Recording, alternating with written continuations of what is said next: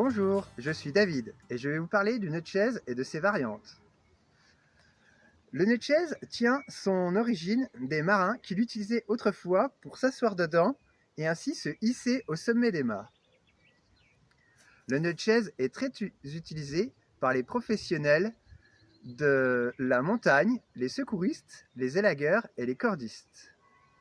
Je vais vous montrer comment effectuer le nœud de chaise simple. Il faut pour cela prendre une corde, on effectue un puits, on va dire que ce bout-là est le serpent et celui-ci l'arbre. Le serpent sort du puits, il fait le tour de l'arbre et il re-rentre dans le puits. Nous obtenons ainsi une boucle qui ne coulisse pas, qui a l'avantage de se desserrer facilement après une forte tension, comme par exemple tirer un arbre ou tirer un véhicule. Par contre, il a l'inconvénient de se desserrer un peu trop facilement. Pour cela, nous avons plusieurs parades. Soit, dans un premier temps, nous pouvons effectuer une clé d'arrêt. Pour cela, je fais un tour autour de ce brin-là, un deuxième tour en croisant et je repasse dedans. Comme ça. Une autre parade consiste à effectuer la clé Yosemite. Pour cela, je passe la corde en dessous et je vais suivre ce brin-là et le suivre jusqu'au bout.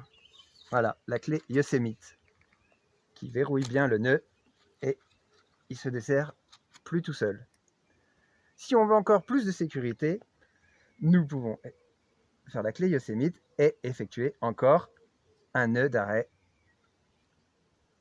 en faisant comme tout à l'heure, en faisant un tour, en croisant un deuxième tour et on repasse dedans. Ainsi, le nœud est très sécurisé. Pour descendre en rappel d'une falaise, à l'aide d'un nœud de chaise en amarrage, nous pouvons, lorsque nous avons deux points, comme ceci, de relais, effectuer un nœud de chaise double. Pour cela, nous faisons comme si nous faisions un nœud simple, sauf que nous coiffons ce nœud et retirons les deux brins. Nous avons ainsi un nœud de chaise double. Nous allons ensuite connecter une des boucles au premier mousqueton.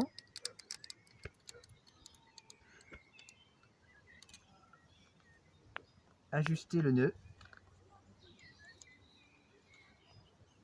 Connecter la deuxième boucle au deuxième mousqueton. On n'oublie pas de les verrouiller. Ensuite, on ajuste bien le nœud.